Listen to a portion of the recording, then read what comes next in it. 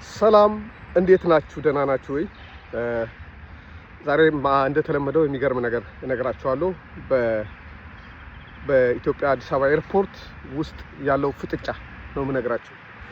ፍጥጫው ከሌላ አካል የመጣ ሌላ ኃይል ሳይሆን መንግስት የመደባቸው አካሎች እርስ በርሳቸው የተፋጠጡበትን እውነታ ነው ዛሬ መግለጽ የምፈልገው።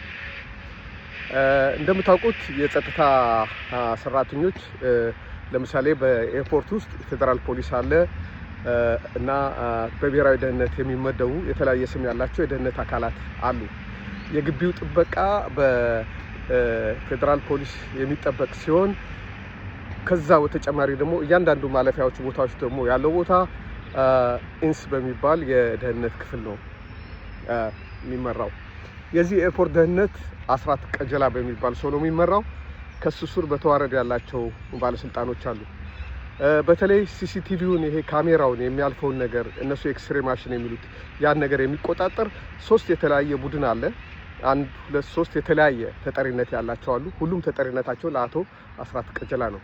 እነዚህ ሶስቱ የተለያየ ስልጣን ቢኖራቸውም ለምሳሌ አንዱ አርቲፊሻል ኢንተለጀንስ የሚባለው የደህንነት ክፍል እነዛን ሰዎች ሚስጥር ሰብሮ ገብቶ ማየትና መቆጣጠር ይችላል። ግን ሶስቱም ቦታ ያሉት ኃላፊዎች ከአንድ አካባቢ የመጡና በጥቅም የተያያዙ ስለሆኑ ዋናው ኃላፊም ከነሱ ጋር የተነካካ ስለሆነ የሚያደርጓቸው ነገሮች ሁሉ ወደ መንግስት ወደ ዋናው መንግስት አካላት እየደረሰ አይደለም።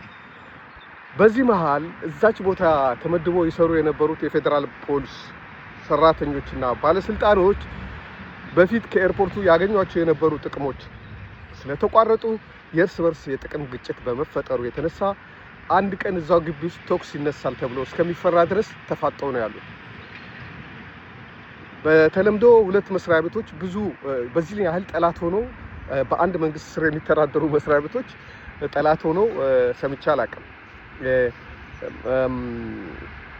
በአሰራሩ የሆነ ህገወጥ ነገር ሲያዝ የዛ የያዘው አካል የፌደራል ፖሊስ ነው የሚሰጠው።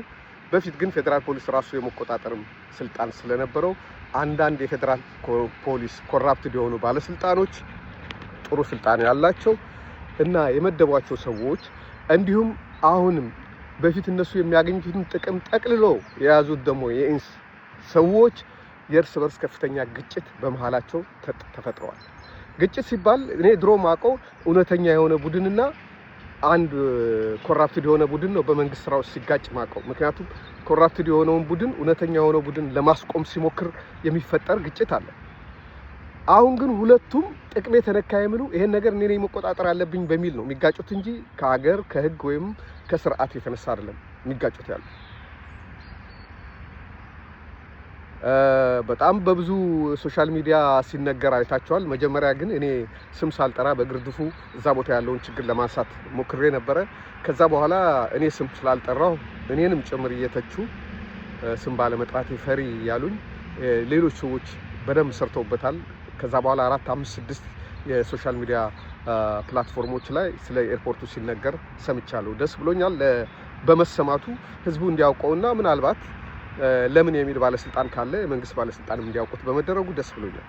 ይሄ ነገር የከፋ ግን የሚሆነው እነዚህ ሁለት አካሎች የሚያደርጉት ግጭት ለሀገር ገጽታ መጥፎ ሊሆን ይችላል። ኤርፖርት ውስጥ ጸብ ተነስቶ ቶክስ ቢፈጠር የሰው ህይወት ቢጠፋ ሁለት የጸጥታ አካላት አንዱን ገደለ ቢባል መጨረሻ ለሀገር ገጽታ በጣም አስከፊ ነው የሚሆነው እና የግድ አይነኬ ሰዎችም ቢሆኑ አንዳንድ ሰዎች ሊቀየሩ እንደሚገባ ነው የሚታየኝ። ካልተቀየሩ ግን ዛሬ ያወራነውን ነገር እኔ ማንሳት አይቀርም። በዚህ ጊዜ እንዲህ ብያችሁ ነበር እላቸዋለሁ።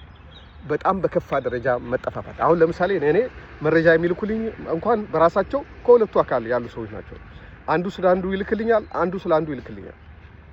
እኔ በተቻለኝ መጠን ሚዛናዊ ለመሆን እየሞከርኩ እንጂ ምን ያህል ጥላቻ እንዳላቸው እርስ በርስ እንደተጠላሉ ከሚልኩልኝ መረጃዎች መገንዘብ ይቻላል። መንግስት ምን እያረክ ነው? የመደብካቸው ሰዎች እኮ እየዘረጠጡ ነው። አንተን እየዘረጠጡ ነው። አንዳንዶቹ የጭንቅላት ጨዋታ እየተጫወቱ ይሆናል።